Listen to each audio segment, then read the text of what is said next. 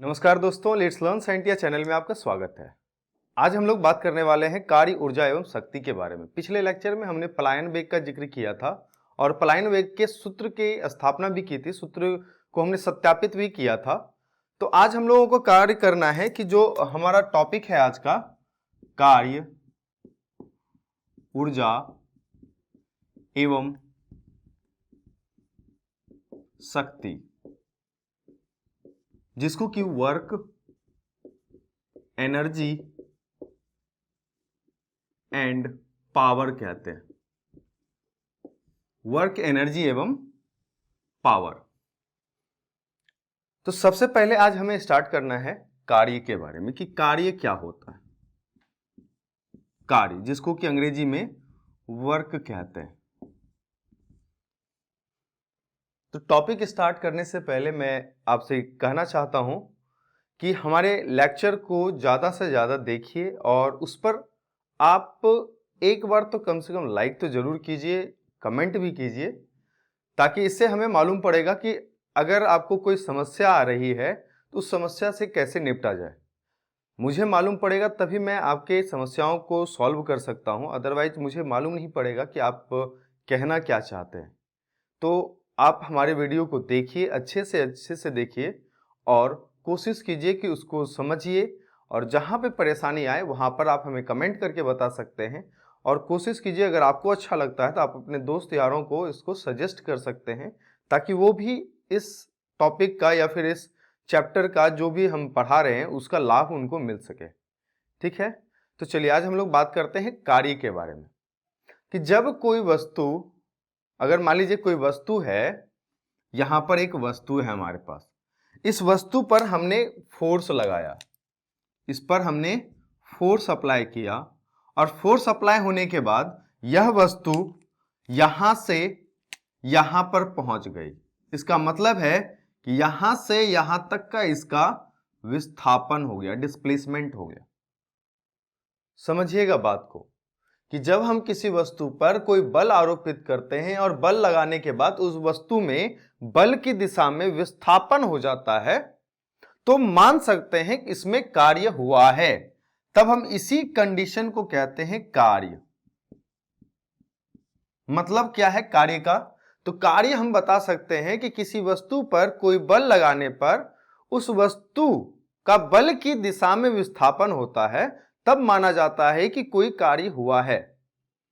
मूलतः याद रखिएगा कि किसी बल द्वारा किया गया कार्य दो कारकों पर निर्भर करता है। मान लीजिए अगर हम इस पर बल लगाते हैं और बल लगाने के बाद यह विस्थापित नहीं हो रहा है, इसका मतलब यह कार्य समझा जाएगा क्या? बिल्कुल नहीं समझा जा सकता। अगर हम बल लगाएं और बल की दिशा में विस्थापन हो तभी यह कार्य की संज्ञान में आएगा, अन्यथा यह कार्य की गिनती में कभी नहीं आएगा। तो कार्य जो है वह किन किन कारकों पर डिपेंड करता है, यह समझना आवश्यक है। तो याद रखिएगा, इस सबसे पहले तो कार्य बल लगाने पर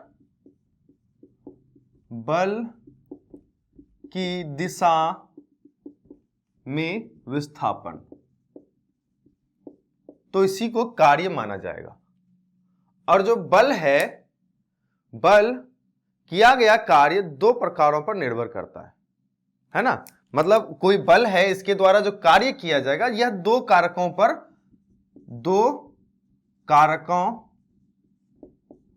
पर निर्भर करता है। पहला है आपका बल की मात्रा। पहला जो पॉइंट आता है इसमें यह है बल की मात्रा। मैंने कहा कि अगर मान लीजिए हम किसी वस्तु पर बल लगा रहे हैं और वह जो है विस्थापित नहीं हो रहा है, तो इसका अर्थ होता है कि क्या आपने कार्य किया? तो आपने कार्य बिल्कुल नहीं किया। तो कार्य तभी माना जा सकता है जब बल की मात्रा के बाद हम वस्तु में विस्थापन को कर सकें। और यह भी याद रखेंगे, दूरी। पता है कि जब हम किसी वस्तु पर बल लगाएंगे तो बल लगाने से उस वस्तु में गति होगा, उस वस्तु में वेग होगा। तो जिसके जरिए वस्तु बल की दिशा में गतिशील हो जाता है, मान लीजिए कि अगर हम बल लगाते हैं तो बल की दिशा में कुछ दूरी तक विस्थापन होगा। दूरी, विस्थापन क्या है? एक दूरी है ना, तो मतलब है कि जो कारक है वह दूरी भी हो सकता है, कि दूरी एक कारक है जिससे कि कार्य माना जा सकता है। तो इसलिए जो है कार्य जो है हम बता सकते हैं बल और बल की दिशा में विस्थापन ही कार्य होता है। तो कार्य का फॉर्मूला या वर्क का फॉर्मूला क्या होता है?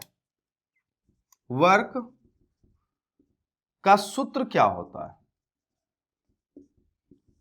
तो याद रखिएगा कि जो वर्क होता है, वर्क बराबर हम कह सकते हैं कार्य बराबर बल गुना विस्थापन। बल कार्य जो है इसको W से डिनोट किया जाता है, W वर्क से, और जो बल है इसको F से डिनोट किया जाता है, और विस्थापन को D से भी डिनोट कर सकते हैं या S से भी डिनोट कर सकते हैं। आप S से भी डिनोट कीजिए या D से भी डिनोट कर सकते हैं। ठीक है, तो मैं एक ही लिखता हूं, S या D दोनों में से कोई एक रखते हैं अपन। ठीक है, मान लीजिए यहां पर हमने S रखा, तो बल बराबर क्या हो गया?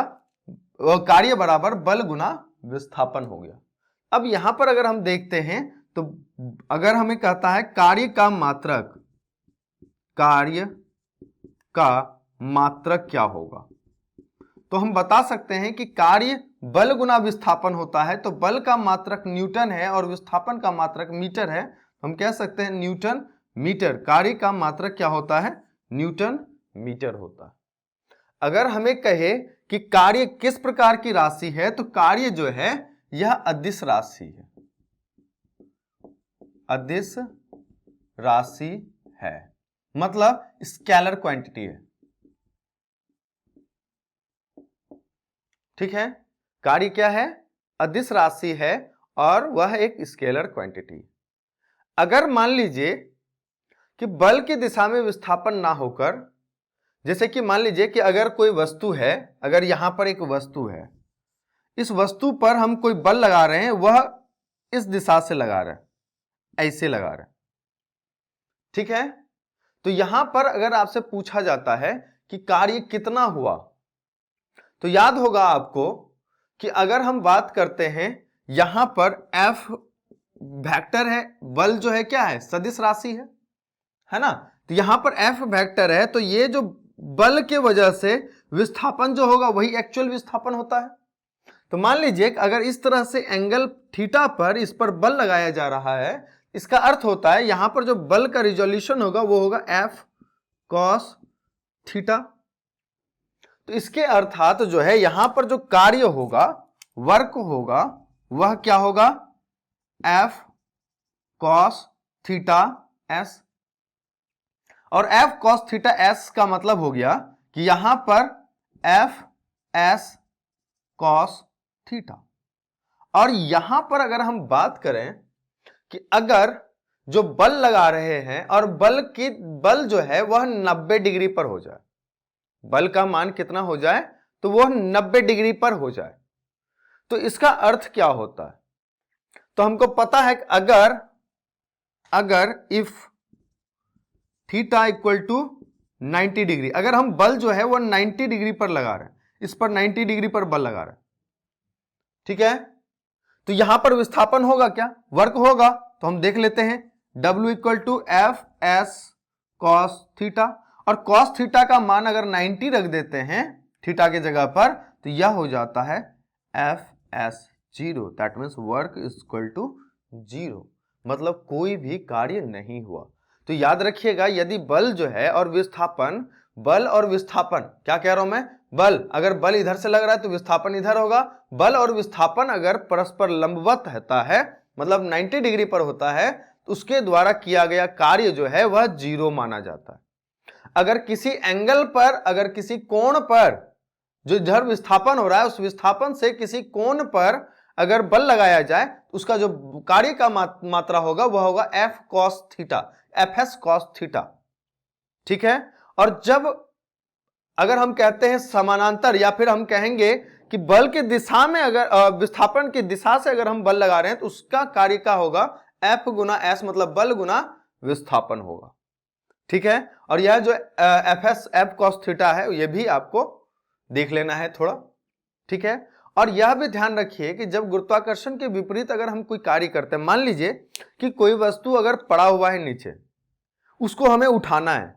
इसका उठाने का अर्थ क्या होता है, जब हम उसको ऊपर की ओर रेज करेंगे तो इसको गुरुत्वाकर्षण बल, जैसे ये मार्कर है, अगर हम इसको ऊपर उठा रहे हैं तो इसको एक बल नीचे की ओर भी खींच रहा है, दैट इज कॉल्ड गुरुत्वाकर्षण बल। गुरुत्वाकर्षण बल हमेशा जो है उसको नीचे की ओर खींचता है और हम उसको विपरीत की ओर खींचते हैं। तो जब गुरुत्वाकर्षण के विपरीत अगर कार्य करेंगे तो क्या होगा? गुरुत्वाकर्षण के विपरीत कार्य, इसका क्या अर्थ होगा? तो याद रखिएगा, जब भी गुरुत्वाकर्षण के विपरीत हम कोई कार्य करेंगे तो कार्य की मात्रा, वस्तु का जो वजन होगा और जिस माध्यम के द्वारा उस वस्तु को उठाया जा रहा है, मतलब मान लीजिए अगर हम उसको उठाते हैं ऊपर की ओर, अगर उसको ऊपर की ओर उठाते हैं तो मतलब है किस माध्यम से हम उठा रहे हैं, रस्सी बांध के उठा रहे हैं, हाथ से उठा रहे हैं, क्रेन के थ्रू उठा रहे हैं, तो किस माध्यम के थ्रू उठा रहे हैं और उसको गुरुत्वाकर्षण के विपरीत हम किस प्रकार खींच रहे हैं, तो उसका जो ऊर्ध्वाधर दूरी होता है, जो वर्टिकल डिस्टेंस होता है ना, कि उसके गुणनफल के बराबर होता है। मतलब कि जिस माध्यम के द्वारा उस वस्तु को उठाया जाता है उसकी ऊर्ध्वाधर दूरी के गुणनफल के समान होगा। मतलब है, अगर हम देखें कि किसी वस्तु को अगर हम किसी माध्यम से ऊपर की ओर उठाते हैं, इधर से गुरुत्वाकर्षण नीचे खींच रहा है, हम इसको ऊपर उठाते हैं और यहां पर बात करते हैं जो वस्तु को अगर नीचे की ओर खींच रहा है वह है mg भार है, इसका भार या वजन इसी को कहते हैं। तो ये भार इसको क्या कर रहा है, नीचे खींच रहा है, और हम कोई माध्यम लगाएं इसको ऊपर की ओर खींचने के लिए, यहां पर कुछ माध्यम से हम इसको ऊपर की ओर खींच रहे हैं और इसको नीचे की ओर खींच रहा है। तो जिस दूरी पर खींचा जाता है, जिस दूरी, जो लंबवत दूरी है, जितना खींचा गया है इसका, है ना, उसका और ये जो गुरुत्वाकर्षण जो नीचे इसको खींच रहा है, इस दोनों के गुणनफल के बराबर जो है, यह गुरुत्वाकर्षण के विपरीत कार्य का वैल्यू बताता है। मतलब क्या हो गया, यहां पर अगर हमें कार्य निकालना है तो कार्य जो है वह क्या हो जाएगा, mgh हो जाएगा। मान लीजिए यहां h ऊंचाई तक उठाया इसने, तो इसकी ऊंचाई h है, तो कार्य बराबर हो जाएगा mgh। ठीक है, तो समझिएगा कि mgh जो कार्य निकला, इसका अर्थ होता है किसी वस्तु को उठाने में किया गया कार्य। कोई वस्तु को उठाने में कितना कार्य किया जाएगा, वह भी गुरुत्वाकर्षण के विरुद्ध, तो वह हो जाएगा आपका mgh। यहां पर W जो कार्य है उसको W से, m जो है वह द्रव्यमान होगा, जिस वस्तु को उठाया जा रहा है उस वस्तु का द्रव्यमान होगा, और जो g है वह गुरुत्वीय त्वरण होगा, और जो h है वह उठाई गई ऊंचाई होगी, कितना ऊंचाई उठाया जाना है। ठीक है, तो यह क्या था, आपका कार्य था। और अगले लेक्चर में हम लोग बात करेंगे ऊर्जा के बारे में। और थोड़ा सा आप लोग ध्यान दीजिए और वीडियो पे ज़्यादा से ज़्यादा कमेंट कीजिए, ज़्यादा से ज़्यादा लाइक कीजिए, इससे हमें भी प्रोत्साहन मिलेगा। ठीक है, तब तक के लिए जय हिंद, जय Bharat, thank you so much.